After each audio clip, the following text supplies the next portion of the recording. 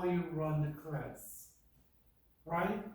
And today we are not gonna go over detail how you're gonna prepare what is the objective. Yeah, I already did one of the classes, and then how can you prepare classroom, right? But yeah, I think it's in the introduction of Christian education. But today we are not gonna go like detail, but still, I'm gonna give you basic kind of perspective about how can we learn the class and what kind of learning activity we need, right? Okay, so learning activities defined as what is some activities offered to the students, right?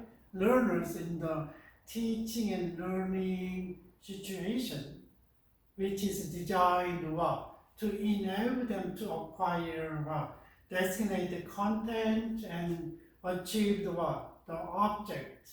objectivities, right? Objectivities.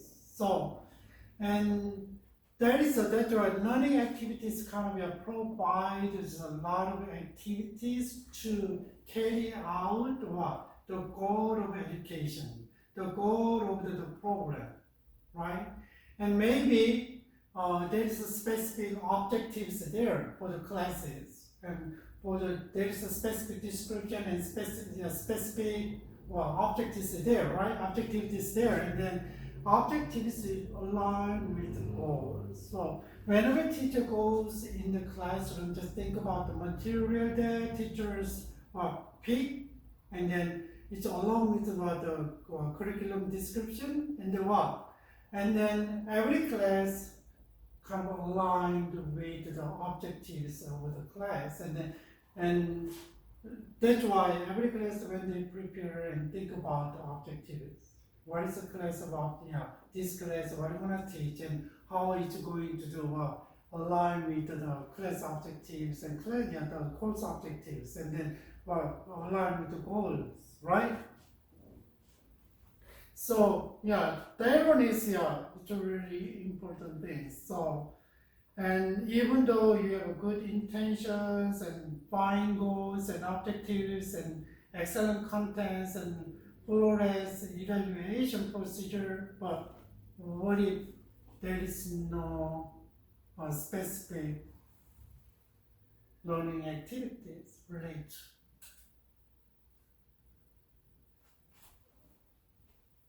Right? In the classroom, and then you cannot provide them with what's experience with consequence of education, consequence of education, right? That's really, that's why it's a really important thing. And class activities really was a final. It's not final stage of the curriculum, but still what is a specific implementation in the classroom, and then you gotta do something for the goal of education is, right? That is the important thing. So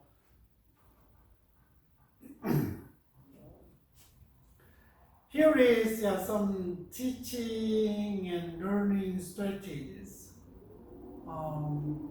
How can you make effective teaching, and how can you help the student learn effectively, right? There is a lot of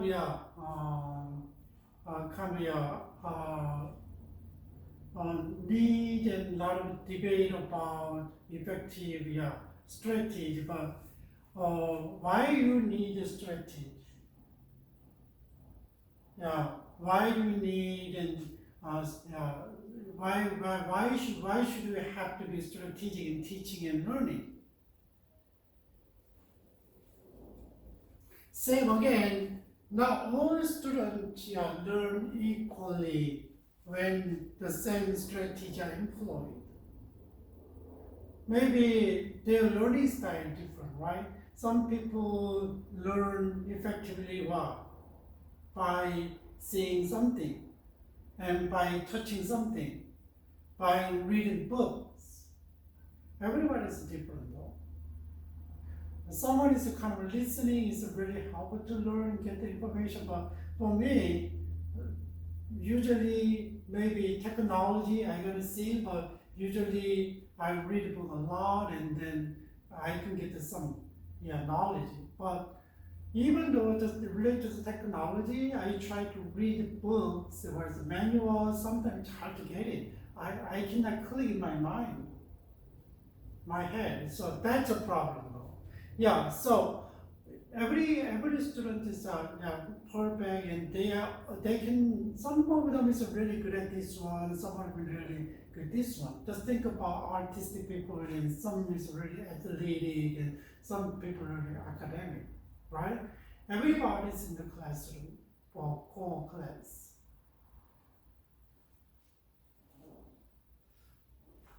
So certain teaching and learning methods are more applicable to specific situation. Not every learning skill is fit into every situation, though, right? So maybe lecture is not appropriate when one is trying to develop their students' concept. Let's think about self-concept. Maybe you just lecture and deliver information is not effective. Maybe small group class setting and talk and learn and build up maybe more effective, right? That's why it's different. And depends on the people and depends on the situation. That's why there is no single method is superior. Or don't say that this method is best, right? And that's why that kind of there's a lot of different situation and different learners and different abilities, and then we gotta think about which strategy is best in this sort of situation.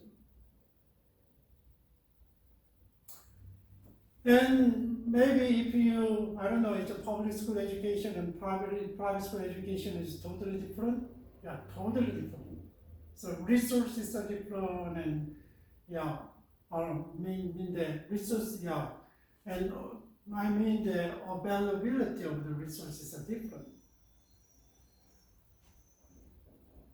And sometimes, the educational context is different. Sometimes it's like this school and really try to teach about Christian worldview and ethics and values, but other schools they don't. Their schools really have a humanistic perspective and different, right? So that's why. So strategies should be matched to what? Objectivities, so that the most efficient and effective strategy is selected, right? So think about what you are aiming, right?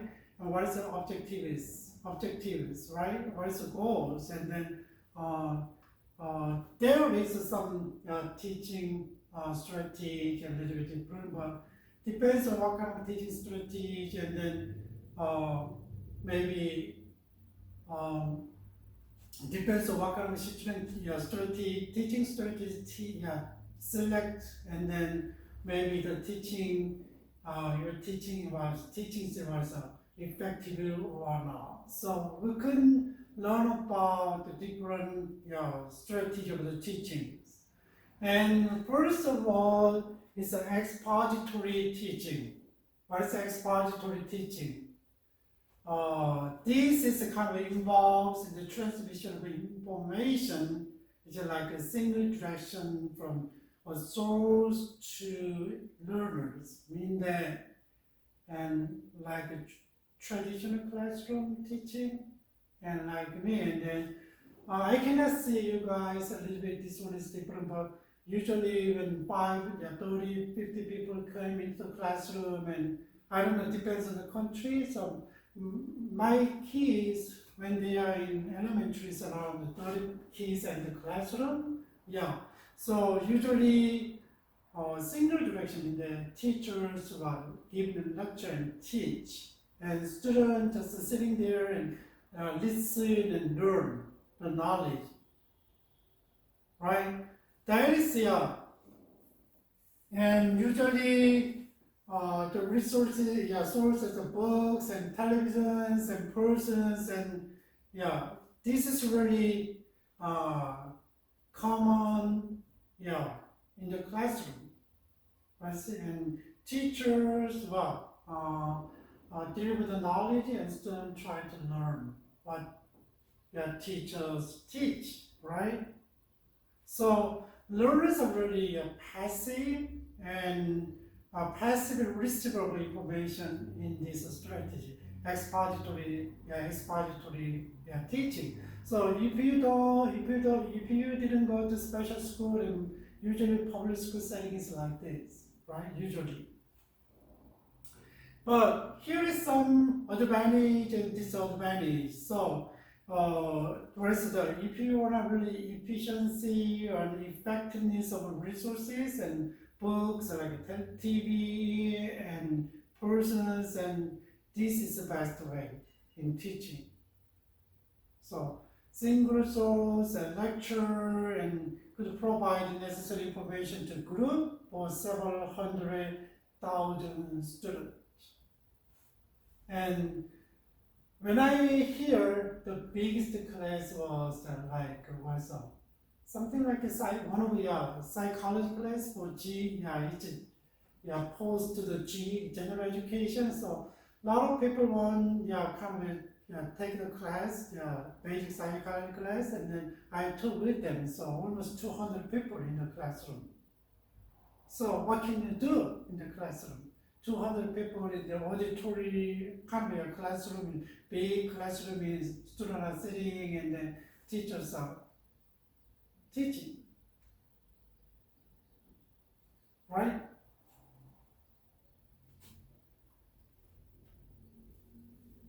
So there is a best way that work with the student, just think about teachers teaching and students receiving the knowledge, and from student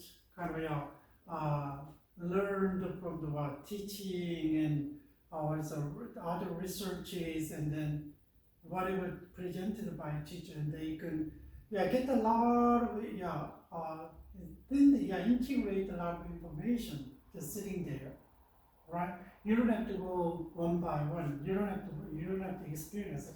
That is a pretty good, teaching method.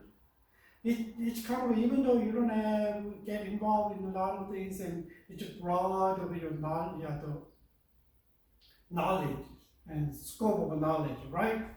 And that is a good thing. But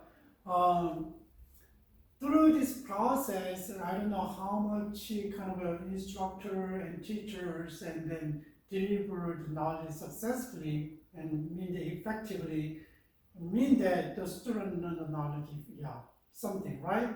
And then through the presentation and through the teaching, and maybe taking tests, and then they all passed their classes and pretty good average, and then same thing like you just deliver the message and cover what you really want, and then it really gives confidence to teachers, right? So this message is emphasizing passive learning behavior on the part of the student. So psychological studies suggest that passive learning methods may be relatively ineffective. That is one of the weaknesses of this teaching. So maybe sometimes then there is no relevance and too theoretical, and then students are not paying attention, right? Lack of close attention with the material. So, and sometimes that's why, and students receive minimal immediate feedback because one-way lectures, and they don't know how they're doing, and sometimes don't understand, and that's why minimal immediate feedback, and hence not aware of the accuracy of the learning. That's one of another was a disadvantage though. So, but students who participate in the forms of distance education and they prefer a form of external studies that provide opportunity, quicker feedback, and interaction with teachers. Just nowadays we have Zoom classes and but this is a class that it's hard to communicate with you guys, but still it's really limited on distance learning and kind of, if you are in classroom, it's okay, but some program is kind of recorded and everything is ready and go click and take the class, online class, and then sometimes and just turn on the and not not real lecture on the spot, and it's hard, right? Maybe if you have some questions, maybe you gotta wait until teachers respond. That is really who can deliver the knowledge effectively and really efficiently, and so breadth of the knowledge, but still sometimes make us boring, and sometimes there is no feedback, immediate kind of interaction with the teachers. What about the interactive teaching? So I'm talking about class, curriculum activities and activities, and then I'm talking about teaching, right? Teacher, how can we teach?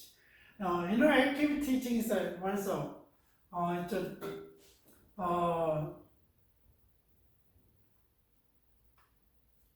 sorry.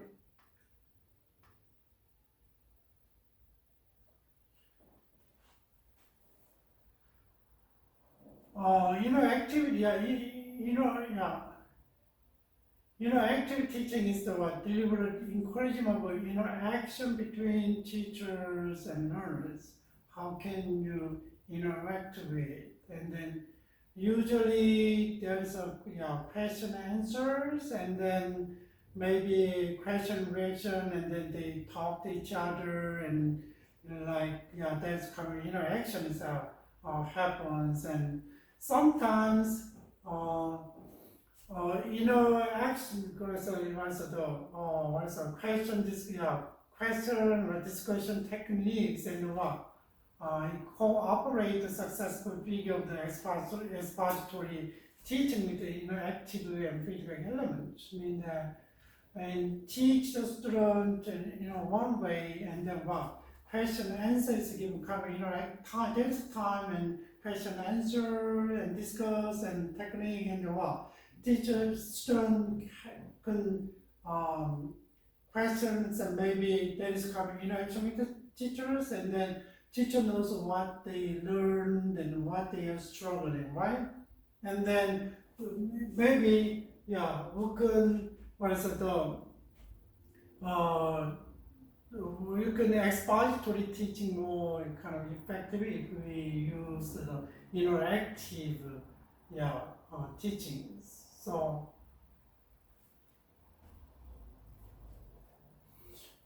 and usually the teaching style is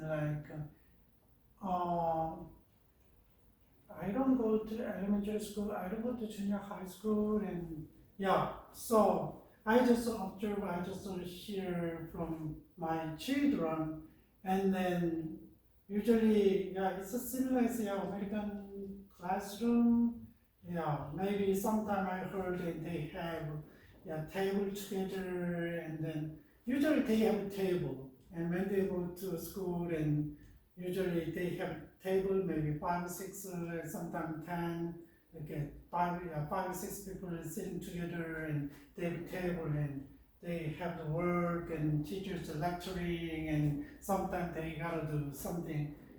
This is kind of an environment, but not high school. High school usually like a college, and then I went to classroom, and then from the junior high school, not much a table like this, and usually like a classroom setting. Maybe it's easy to turn around, make a group and discussion, and then yeah.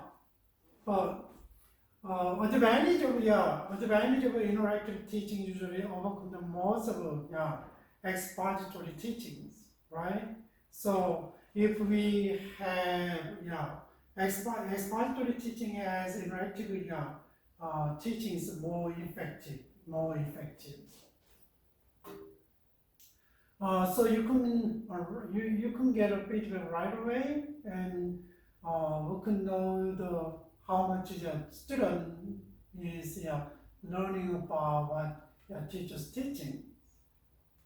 So, but usually this method is extremely popular in schools in Australian context because it allows classroom teacher not only address the curriculum requirements and to enhance the student learning and also control students more effectively. You can get a feedback and it's easy to control the student. But active class is actually really it's not effective in utilizing resources. Think about you have some resources you teach, and then but some smaller group of students are the one with interest, but some are not interested, right? And that is a little bit different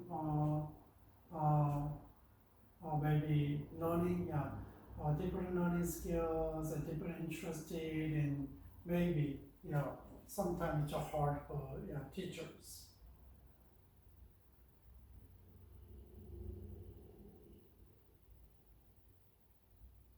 So active teachings, What about small group teaching and discussion? This is involved on division of classroom into small groups and work relatively independently to achieve a goal. I heard that once my younger daughter has a problem with the teachers, like fifth grade, and then like a small group teaching, in a small group teaching, they divided the classroom with the tables, and then she's teaching about in the math class, and she was teaching, and then my daughter's tables and the guys next to her keep asking about questions because he was not following the teacher's instruction, and maybe he couldn't understand what teachers are teaching, and then keep asking my daughters, and a teacher kind of caught it on the spot, and then my daughter was talking, and then she didn't understand the kind of situation, and then a teacher referred to my daughter, and then something's happened from that time, and kind of not a good relationship with the teachers, and I don't know, maybe sometimes I don't say that, but still, every teachers are not competent in every subject, right? We gotta know that one. Some people are really good at English, and I know they try to kind of take the class moving and here and there, but I don't know. Some teachers are really not good at math, and some teachers are very good at math, so like different. That's why they give them project and they work together, and maybe it's really good though, right? Because the peers are working together, and maybe sometimes it's easier just passively sitting, and even though they don't understand, and just go and next, moving next to expository teaching, and but still they can ask them peers, and they can kind of until fully understand, right? Spend time, they can work together. So yeah, the advantage of a small group teaching revolves around what? Interactive benefit acquired by students. They peer group and then talk to student, and then student to student, and then that's why easily they can learn, right? And so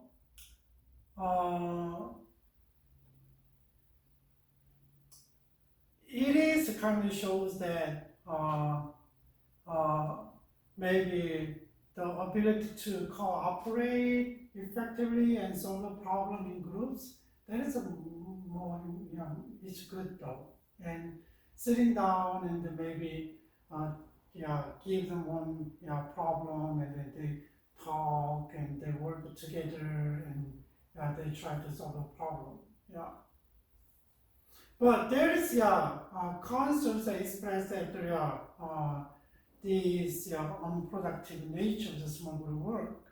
Sometimes it's unproductive. Just think about, and especially measured by the volume of kind of a noise generated, and then how can you focus on that one?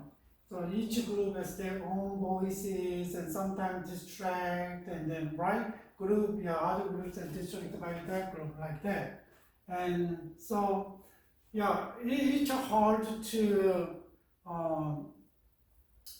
manage class. And I don't know, a certain level, maybe there's block and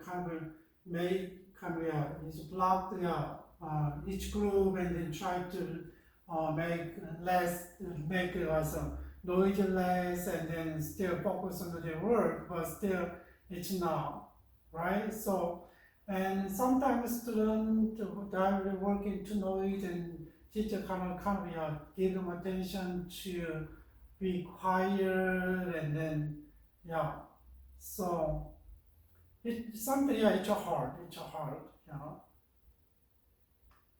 That's the small group teachings. And another approach is the inquiry teaching or problem solving teaching. This is the learners learners are actively engaging with solving a problem, like there is a question you gotta answer, right? So instead of a teacher providing information for learners to digest, and then student and first pose a problem and question to solve, and you're gonna see the dilemma to solve, right?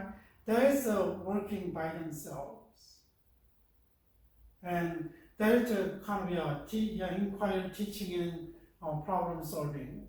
So if you want to use this strategy, and you usually the print the 4 stages activities, and then you can jump in. What if first stage is a problem awareness, and then first of all they need to understand the problem, and and creation of the doubt in the student mind. Oh, what is the problem? Why? Oh, so interesting, like this. Aware of the problems, and then what is forming the tentative hypothesis, a possible solution to the problem or issued by learners. What is a possible solution? People you study. Maybe guess whether it's right or wrong, and then just think about what is a hypothesis and why you are assuming, right? That is a stage. What about the third stage in research and collecting data to test this hypothesis? I think that maybe if I do this, and then we can solve a problem. And like this, there is a discrimination was among the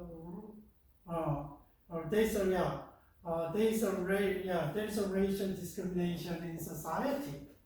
And okay, how can you solve the problem? Maybe there is a hypothesis there. okay, maybe what is a hypothesis? How can you solve the discrimination? Maybe reverse discrimination and discrimination, sometimes projects reverse discrimination. Yeah. And there's a hypothesis you can create. Maybe if we do this way, maybe we can release the discrimination, and then you can sentence out like this, right? Write down, write out the whole sentence. Yeah. Like this. If we circulate, if we go to other ethnic groups and racial groups, community, it helps to decrease.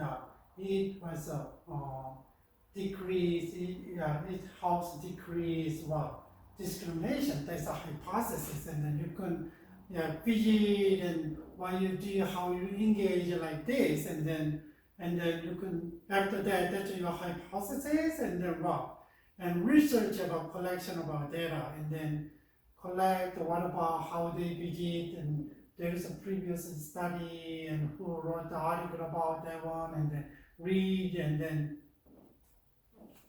analyze. When they visiting, just visiting is not enough. And what kind of method, and then and what is not work, what is work, and then you gotta contrast and compare, and then you find and analyze, and then solve the problem. So form the conclusion based on the evidence collect, and accept or reject the hypothesis and possible solution. So usually when you do research for your paper, like a journal or a scientific data or the social science studies, and they use a lot of this procedure, right? And problem awareness, and for that one, and you gotta read a lot of journals. And I'm interested in stress coping, and coping with the stress, and you gotta read about stress, and then relate to the immigrant, and then just put the immigrant and how they research and read, and then see through the reading, maybe 30, 50 journals, and then articles, and then books, and then what is the problem? You can see the problem and not researched it yet, right?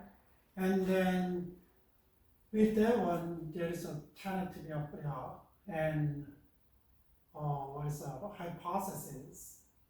Because of this one, and maybe I also blah blah blah, and then the hypothesis 1, hypothesis 2, hypothesis 3, and then you can interview sometime and survey, and then and collect the data, and then you will analyze, and then if hypothesis is works or not, and why it's not works, and then you gotta explain that one, right?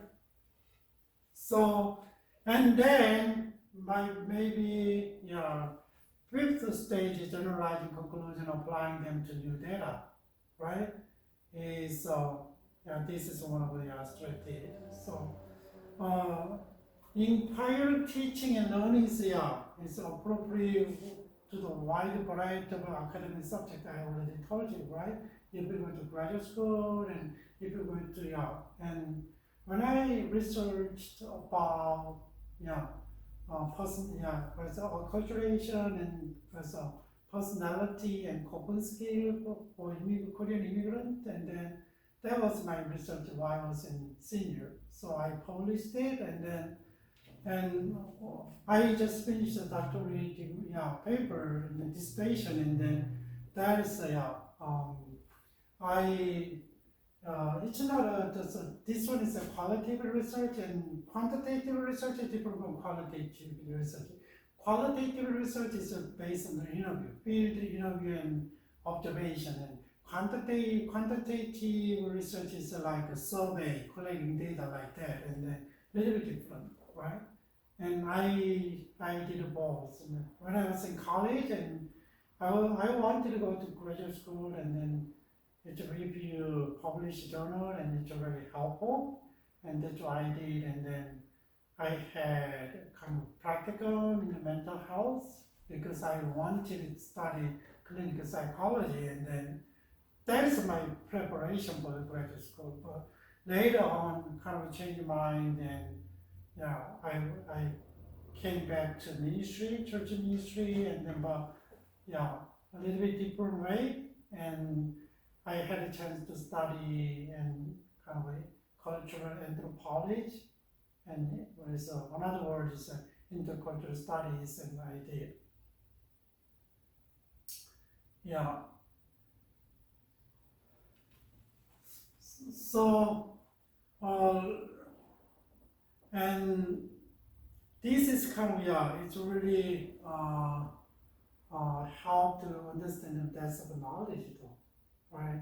You got a question, you dig in a lot of different aspects of issues, and then how they studied, and what kind of people, how people said about this issue. So you can engage in depth of the study, right? That's also really, really, advantage. Well, yeah, time consuming, it's really hard. Just think about if you do that for the graduate school, it's okay. But if you do the public school classroom, it's not easy, right? How much time you spend? What about the procedure, right? And I know there were a lot of teachers gave them group project, and they work together. And nowadays there is technology, and you can work together. But sometimes students are irresponsible, and then they open Google Doc, and yeah, whenever they have time, and they get it together, and they research and discuss, and then they go their own place, and yeah, they put on the document and post up in the Google Doc, and they work their part and make a project. Yeah, it's pretty cool though, but that's an extracurricular, or yeah, for the class. And then if you do that, it's kind of classroom, it's a lot of time, and you got a guide, and teacher should be a really had experienced the kind of stuff, and guide very well, right?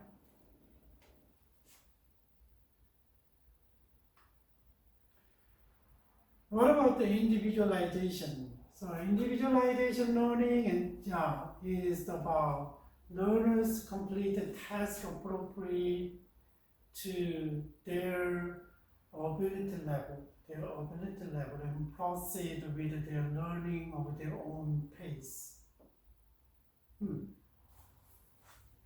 Can you see that? How can you finish that? Yeah. Maybe it's really ideal. So some people can finish the kind of this amount of work in 1 week. Some people take 1 month, right? Depends on the person's ability. But think about it, our society, how we form the society. And there is a certain age, become a certain ages, and there's an education start already set, regardless of the individual's abilities. Maybe there is school has a special education, and I know one of my friends is a special education teachers, and then I ask him, what do you do at school? So I deal with like autism and other disability in learning, but he said no. I work with a student who is a little bit behind than other student, and he's teaching a math class, right? And then some people are really accelerate and excellent in math class, but some people are really behind, and then school provided for this student an extra time to support the student's work, like this. And that's individualization, and that's one of the ways that they can do, but it's a really focus on the words of focus on the responsibility of learning, change from teacher to learner. So learners supposed to take responsibility for what they need to study, right? And other advantages, already I told you, and student can, I know I ability and then what, and they can work little by little and with what their interest, right? And make enough time. And so maybe this one is so really good at meeting the student need and kind of allowing for students to progress in their own pace. That one is really maybe I already told you, maybe outside the classroom and they can work, right? That is a kind of supplementary teaching. So student maybe can really the learning is really enhanced by this teaching. So we gotta think about it, but still extra time, right? And but many teachers don't like this one because it requires a lot of time, organize and prepare. It's a lot of time, right? Maybe there is another program and like after school program and maybe who are in charge of them, specific one, but it's okay. But if you just think about public school and if you don't have if you are a teacher in the classroom and 30 people here, and how can you do that? Right? Everyone is different. That's why it's hard.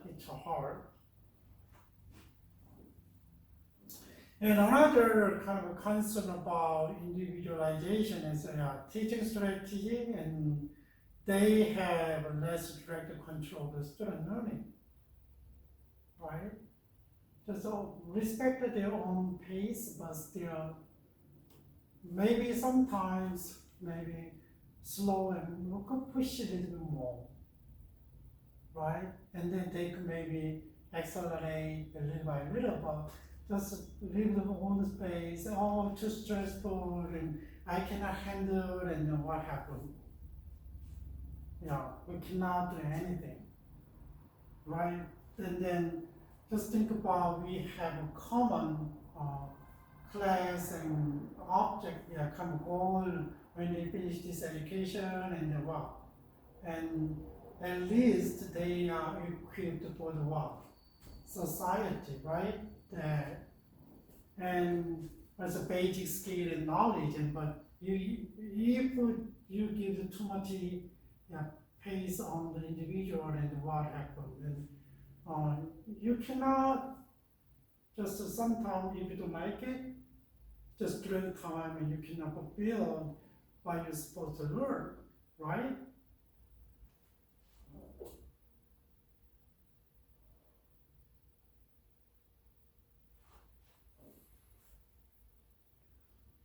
Yeah.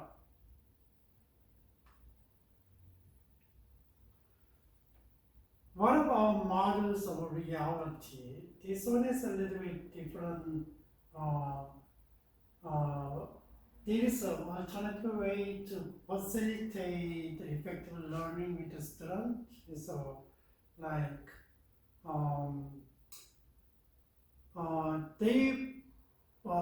they try to teach like close to real life setting, right? It's really preferable to participate in real life activities such as work experience, and maybe it really helpful for certain school, like special schools, and then nowadays they have kind of a program that I see, and then senior year and junior senior year, and they can take a class related to vocations, and then if they go to junior college and they can mechanics and pharmacy techs and medical administrative assistant, like a lot of classes there, and then maybe they can educate the student what in specific example and specific and setting, right, close to real life. That is really good. But it's not for every school. Certain school is available, but not every school. Like maybe some high schools and provide kind of program is associated with other community college, and they can provide a class, and maybe they can they need to develop though. That's really helpful if someone is not interested, some students are not interested in higher education, and they need to get a job, and then maybe the classes they provide is interested in, they can willing to take the class, right? Here is there is kind of models of reality. So what kind of models of reality?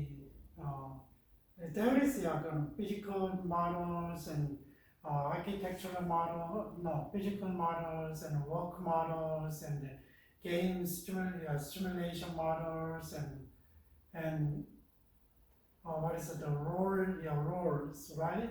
And the kind of models. There is a model is here, and there is high reality models, and there is a kind of abstract reality model. Let's high reality models. A high reality model means that you can see the real, much closer to the reality, real life, like physical models. What is physical models? And like a flight simulator. You gotta learn how to manipulate the flight, right? That is flight stimulation, architectural model, and ship stimulator, all kind of. Just think about really physical, and you gotta, even though it's a simulator, it's not real, but you gotta do something, right? That is a really high reality, very close to the real shit. Little bit moderate in work model. It's not the eye to eye and still like this, but still like if you want to teacher and want to practice teaching, you gotta go to classroom and observe and how teachers do and how teachers teach, like this, and work models, right? And maybe apprenticeship, and then you go to really wants to and want to learn something and go and see and what is the apprentice there, and then apprentice kind of see and question and mentor and learn. Like that's a work model. Little bit. It's it's not higher than the physical models, but still a little bit toward the high realities, close to real life. And what about game and stimulation, and then little bit goes to the other side. Abstract reality means that it's not physically, you can tangibly, you can do that, but still good model see how you see learn in real things. That's a monopoly. So monopoly is kind of it's not related to the real, but if you play that one and you can learn about business, what can you sell, what can you buy, and like this. It's a monopoly game. It's really important. What about the test circuit? And then sometimes you gotta see and stimulate, and then you can see it, right? But it's another kind of it should give you some idea. How can you little bit abstract? It's not a real setting, but still close to real, right? Relate to real, and not a theory. Theory is kind of collective and make a common thing and some make the kind of theory, but this is one is still real but a little bit abstract. What about role playing? And sometimes role playing is kind of like this, and you don't understand the parent, and then when you come to class, and then there's okay, you have become some you can divide the group, and some student be a parent, some student be children, and they change the role and they learn, and so student adopt roles and act out situation to reflect, right? So maybe job interviews, maybe, and you really practice interview, and you are sitting there, and then maybe you can practice, right? And if you are interviewer, and what kind of question you will ask, if you are interviewee, and then how can you answer like this, and maybe you can share the training, how can you do like this, and then that is a kind of role is a different though. It's a really highly, really close to the reality. It's like with a high reality and abstract. Maybe you cannot tangible but still learn something, right? That's abstract reality.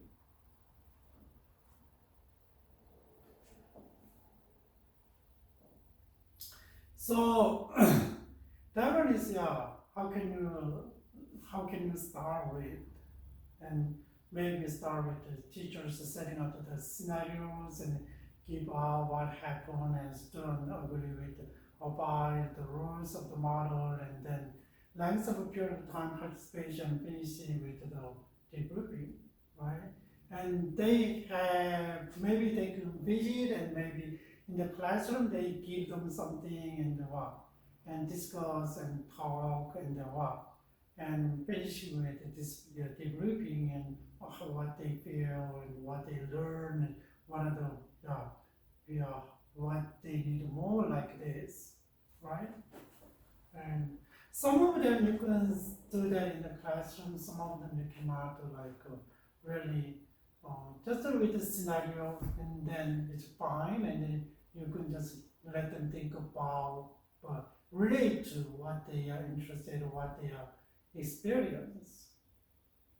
So models of reality, this is really involve the learner thoroughly in the situation concerned, and so attempting to deal with the reality, student learns and effectively and pervasively. So what they learn and try to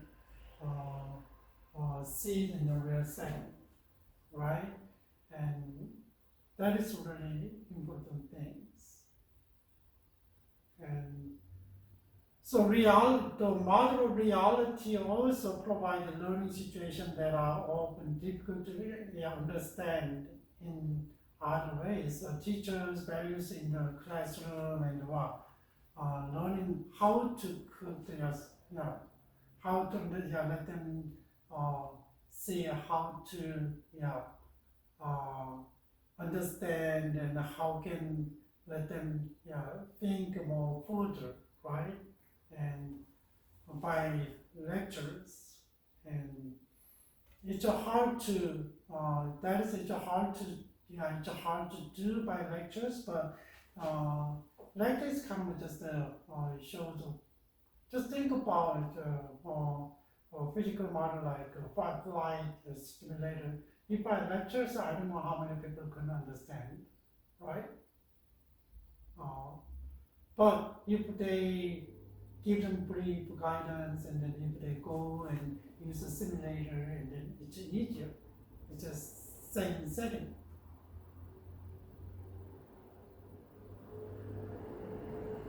So, but this one is not always effective, and sometimes it's a real life settings.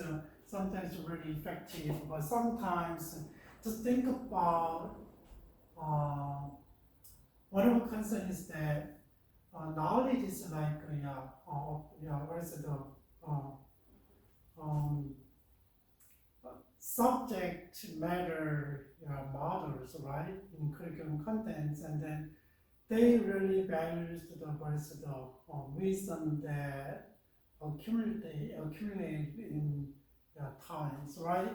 And but if you have kind of know how it developed, and then you can see next level, and you can see the back, and then maybe give you index and sometimes develop more. But this model is like one of your concerns that teach less cognitively able and less cooperative student by involving them in more experiment form of learning, right?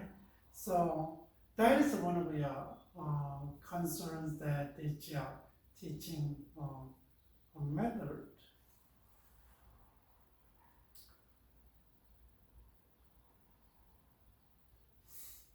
One of the reasons that it's, I don't know how many people use this one in their public primary and secondary schools, but still there's one model that in special circumstances and maybe vocational training schools they can do it. But usually in classroom like primary and secondary school, it's hard to do that. Even sometimes in the higher education, because for the primary and secondary teachers, and they spend too much time on that one. Maybe they can do one of the special project and go to field trip and expose, but if they are not expert, they cannot teach much. And sometimes they need a lot of time to organize that one. Everybody is kind of a different interest. Maybe we can divide, and we can do the 30 students in the classroom, and maybe five interested in posting it up, and then let them choose one by one, and then just think about how can you organize. And you gotta call and talk, what can you do there, what can you cannot, and what's the restriction, and all kind of, right? And too much time for teachers. That's why like primary school, and it's not easy. But sometimes I can it's easy for when they are kids probably second grade, first grade, and what's policeman stop by, and they can show what they do, experience, and fire station like this, right? That is a firefighter, and that is a kind of it's a very it's a communities event, and maybe they really to calm down. Other than that, it's not easy.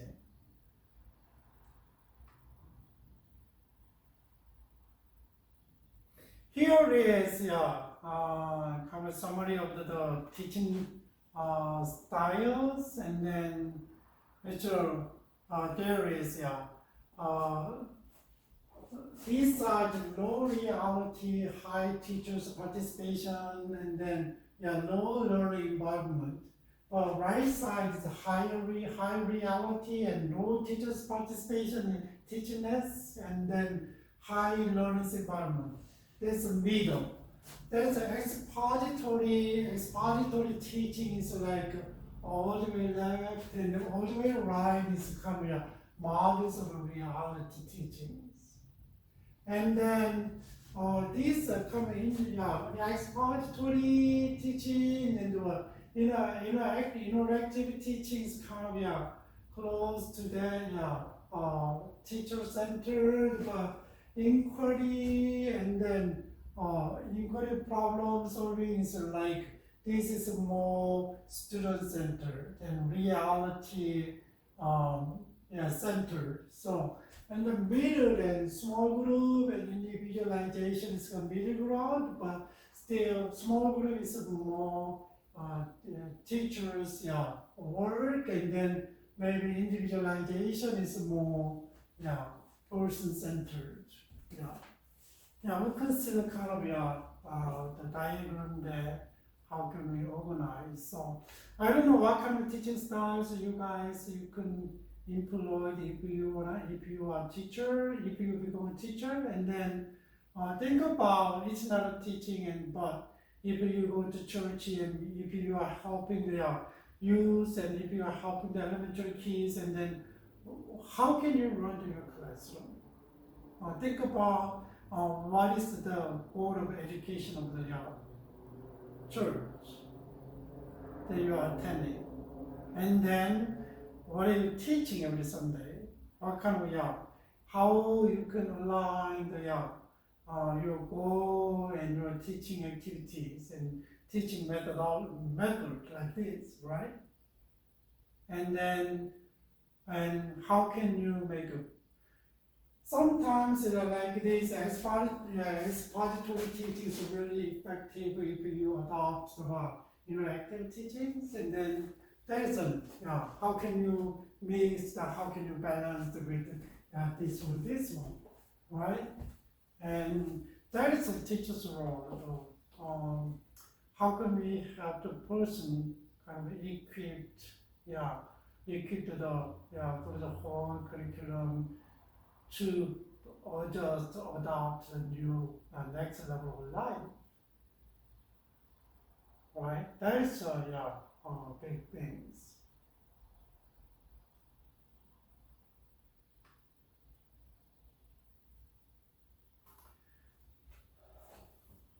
Okay, so criteria for the learning, selecting learning activities. So learning activities, and then we already talk about the teaching styles, right? How can about really focus on the teaching, but we don't talk about how teacher prepare the class, and we don't teach about what kind of activity we need at the classroom, and then we don't talk about that one. So basically teaching and learner, the relationship, and then which teaching style is more effective, and what are the concerns, right? And there is a criteria is there, but what kind of criteria we can think about?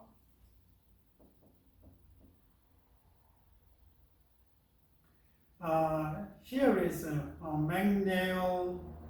He is argued about selecting the learning activity criteria, or selecting learning activity. He said philosophical criteria and psychological criteria and technological criteria and criteria from the pressure groups, and practicality as a criterion in the procedure for the selecting teaching learning strategy.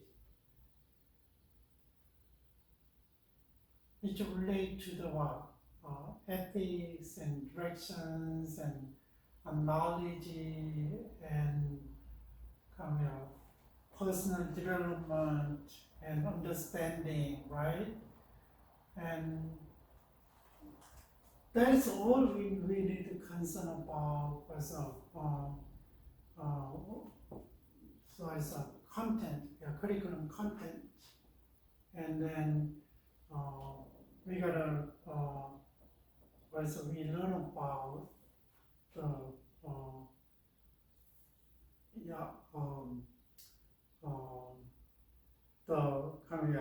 curriculum contents with people with psychological, humanistic, and academic, right? That is what we gotta concern. But he is we gotta nail. He also criteria like this, and then he said that these criteria is really valuable. Some of them lack, some of them lack the direct practical application for school curriculum. Yeah, it's not direct, but sometimes it's not visible, but still it's a big frame of their curriculum, right? What about Jai's said aims, goals, objectivities?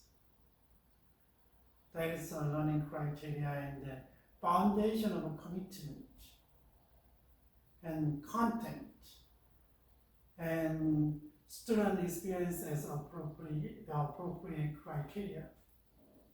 That is a kind of basic criteria. It makes sense, right? Everything is kind of this related and aligned with the goal and objectives and what is the foundation of commitment. How can you do that? And then that's content. What about Brady said variety and scope? We learn about the scope and validity and appropriateness and relevance as a mean by which to judge the learning activities. It's not a simple one, but sometimes different perspective and different resources and intrigue more student interest, and then maybe they can learn easily with some perspectives and scope is sometimes simple to complex, right? And then validities are kind of aligned with the objectives, and then it's correct information, so all kind of stuff. And appropriateness, it's appropriate. They can engage in it's appropriately with their ages, their learnings, right? And relevancy, how is relevant. That is Brady's criteria. Can you see maybe what is different, but sometimes originally it says philosophical criteria is related to what the goals and object and aims, right? And here is a kind of that one is kind of we didn't mention about much, but still validities and appropriateness like this. And we can I don't know whether you guys remember that, and I introduced the process, there was a process of a curriculum, and the one of the model is the rational models, and then Wheeler is one of them is a Wheeler, and then a lot of different models out there, but still was a print to kind of introduce this learning principle as a kind of a criteria. So I want to go over this one. Maybe you can get others, maybe criteria from other books and in your own things, because it's very, very important and significant, right? When you're selecting the content, is a significance of really important thing. According to Wheeler, learning is an active process in which a learner must be involved. And he's really emphasizing learner's involvement. And then expository teaching, maybe interactive teaching, right? That is maybe here.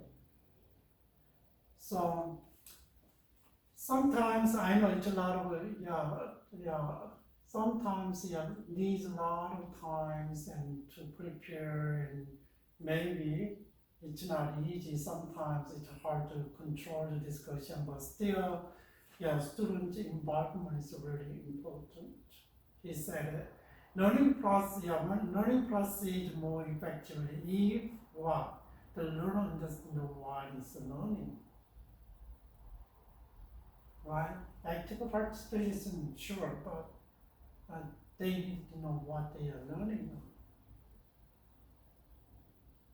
Maybe that's why relevance is really important. Maybe science is not easy, but still math is not easy, but still they gotta know what they're learning.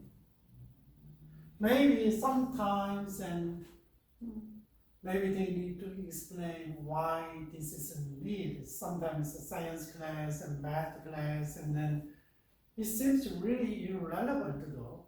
But I'm in the class that helped to develop the logics but there's a lot of even though it seems like it's not usable, but still maybe just think about how if you know the kind of basic calculation quickly and how is kind of helpful. But sometimes a lot of people cannot do the basic kind of arithmetic, right? Arithmetic, and like a plus and minus and subtraction and multiplication and like this. It's not.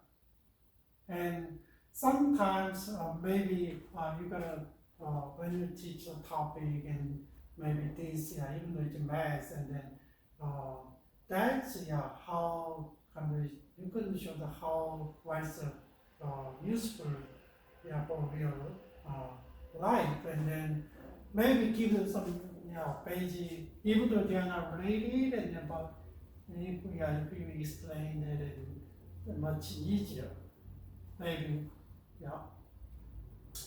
And learning is considerably affected by the individual goals and values and motives.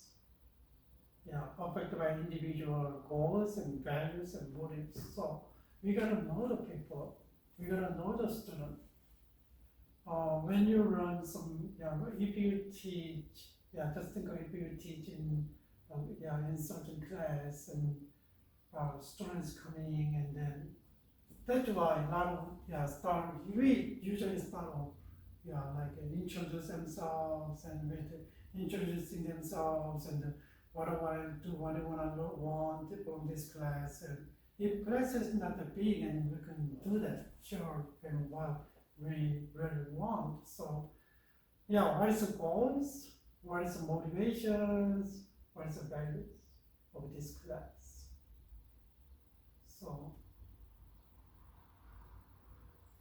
So individual, you gotta understand who they are, right? And another thing is frequent reception, repetition response to a class situation is important in learning skills. Rehearsal is already important. And by research, and then when you studies and after a week, and how much you guys remember the material that you studied, around 20%. And if you realize like in the mean, like 1 to 10, depends on how much you will realize, and then you remember. It's a kind of short-term memory to long-term memory, transfer to long-term memory. So sometimes I know you really concentrate and kind of repeating a couple minutes, and then you're not gonna forget forever. But sometimes it's easy. It's not easy, right? You gotta over and over and over. So usually I know sometimes I need to memorize stuff and then try to over and over and over. And sometimes, even though I realize a lot, but I don't remember a lot. That's why repetition is really important. And then maybe teacher ask and then question. They're not going to forget, right? That is one of the principles that we think about. And what about and immediate reinforcement from the learning. So immediate reinforcement, sometimes, I don't like this one, but sometimes school uses a lot of things based on the behaviorism, and then cognitive ability is more effective when time lapse is minimal, right? But immediate kind of reinforcement is very important, but try to stimulate their cognitive feedback, and then they can remember and longer and longer.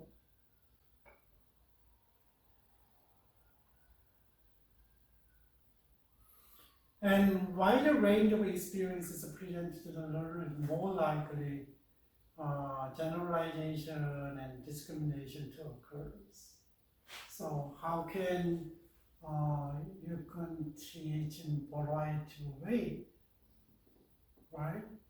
And depth and width.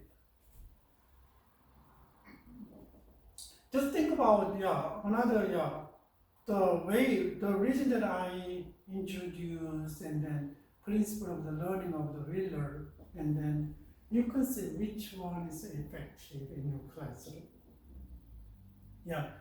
Depends on the context. Context is different, right? Teacher's context is different, and maybe student is really different, and maybe geographically and demographically and social economic status, so different, and then everybody is different. How can you, select what is learning activities, right? So that's why if we know the basic kind of principle of education, learning, and which one is effective and better, and then you can analyze your situation, and then which one is the best, right? Adopt, and then also make you can make your teachings more effective than others. Here is the behavior is a function of the learner's perception. So we needed to know their behavior, right? And function of the learner's perceptions, how they behave. And whereas a similar situation may elicit a different reaction from the different learners, everybody is not same, right? That is more individualizations, and why transfer does occur is usually much less than people think. And just think about teaching is and transfer knowledge is not it means that not that wrong, right? And what there is may usually be attributed to similarity between tasks involved. And so we gotta know that both likeness between situations, possibility of a transfer should be pointed out specifically. So, right? And transfer is not them much, and they don't much, they don't much, I don't know how much they understand, how much they got, and right? And sometimes less than usually you are expecting, but still there is, and time goes by, I don't know how much left in their heart, their mind, and about head, and usually so. Maybe that's why you gotta know the similarity and contrast is more effective to remember what they learn, right? Group atmosphere affect both the learning product and accrue the satisfaction. So group, and maybe if you have table settings, and maybe sometimes was assigned by teachers, and sometimes teachers kind of know the kind of interaction between the student. They assigned maybe sometimes they can choose, and then right. So group atmosphere affect the both learning product and accrued satisfaction. Individual difference affect learning. Yeah, we already talked, right? And similar situation, may elicit different reaction from the different learners. So the such difference are both biogenic or social cultural. Maybe people's abilities, inborn ability may be formed by cultures, different.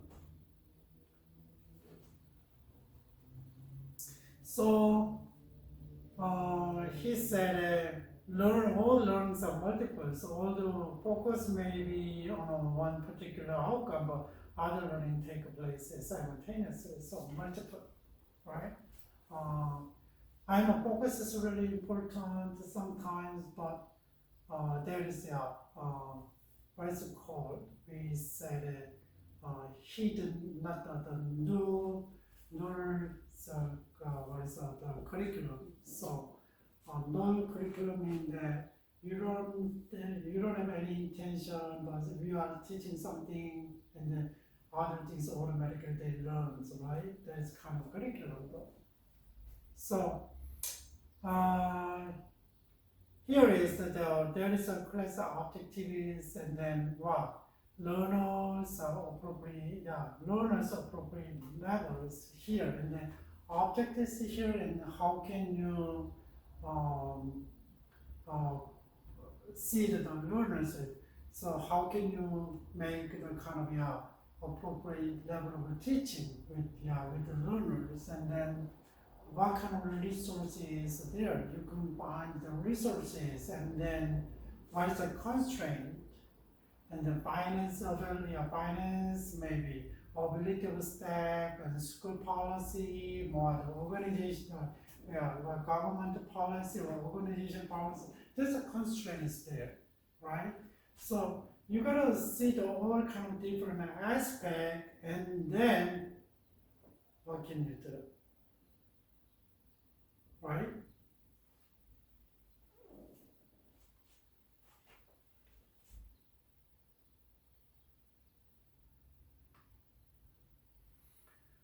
Okay, what about the organized learning activities? And then depends on the class, it might be PE class, much easier. Yeah, maybe you can teach some things other than that, and I saw this that they go and outside, they run, they play, and sometimes they watch something, and depends on the subject. But how can you organize learning activities?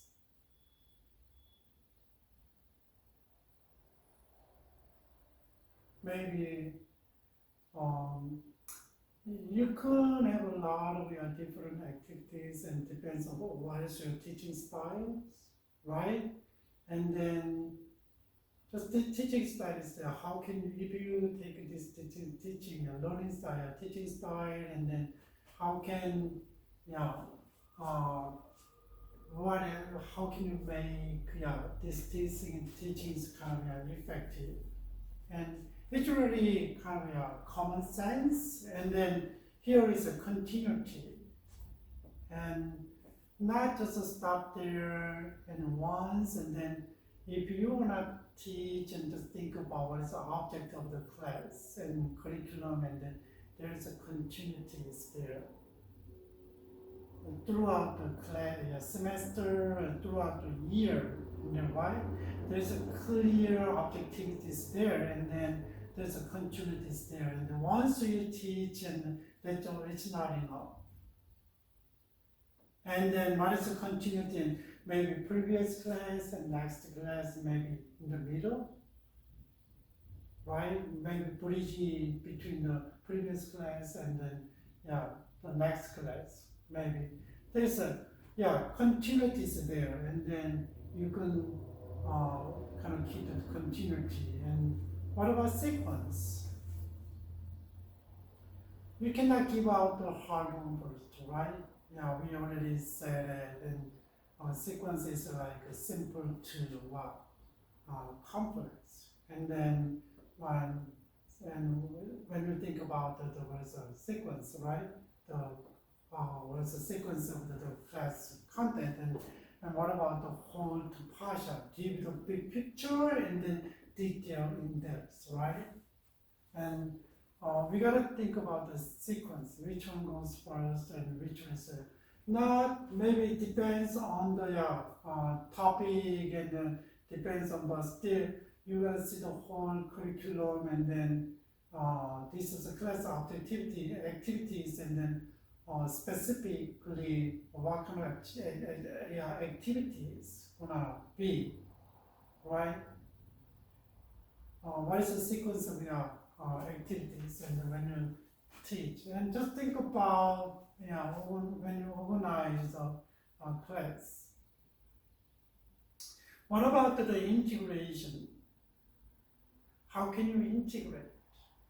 Maybe how can you make it effective, like expository teaching and interactive teaching, and then if you put together in a much, you can make the teaching more effective, right? That is give some sometimes if you have kind of and then how can you expository teaching and plus and then small group teaching put together like this, and then maybe you can integrate, right? And just think of we gotta when you organize the learning activities, and then always class objective is there, right? Not learning objective is there, and then how can you plan out, and how can you make all activities effective, and then so consider about continuity and sequence, and then integration. There's a usually we think about kind of here's a learning activity, but still we should really focus on the teaching styles, and then how can we maximize our teachings, right? And how can you, what kind of teaching method you can use, and what kind of method is out there, right? And but still, it's not about it's maybe models of reality, and then even though you learn the class the teachings about expository teaching, and then how can you integrate and then try to cover the way disadvantage of the teaching style with the other right? That is also really important thing. So today we are talking about the kind of learning activities, and then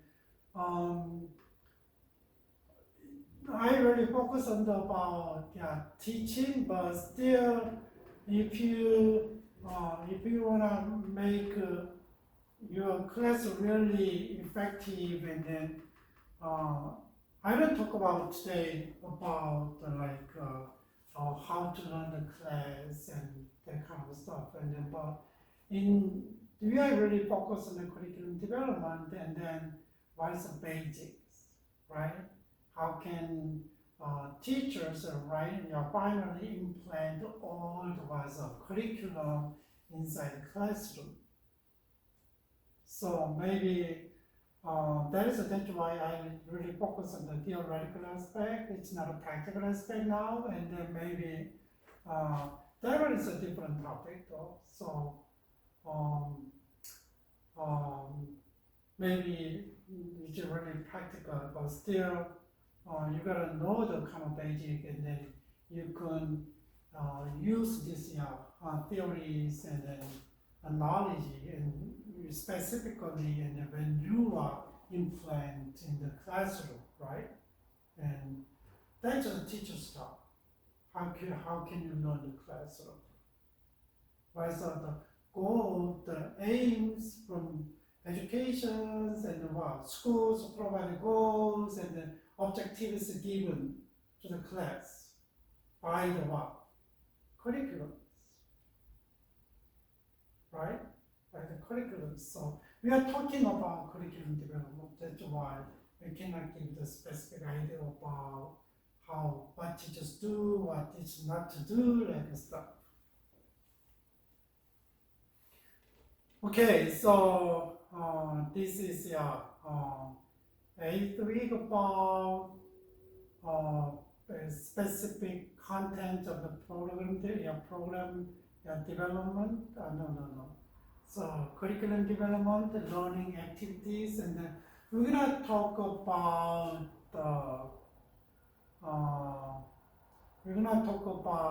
what is the next time is we run the classes and then the curriculum, and then we can see what's going on, how can we evaluate, and then later last class, and how can we apply, and then how can we see, and how can we another procedure to fix, and we can adjust, right? There's 2 more classes left. So I hope that you guys can kind of understand what kind of element you need to develop your curriculums, right? Curriculum development is like not the details, so you gotta see the whole pictures, and then why you need to prepare. All right, so. And remember the Wheeler's learning principles, and then gives you, if you think about basic learning principles and what's the best, and then we can choose the main, and we can use other things to integrate. What kind of maybe you can learn the different way of your class learning activities, but how can you sequence, and then how can you keep going? Which one comes next, like this. All right, so you guys.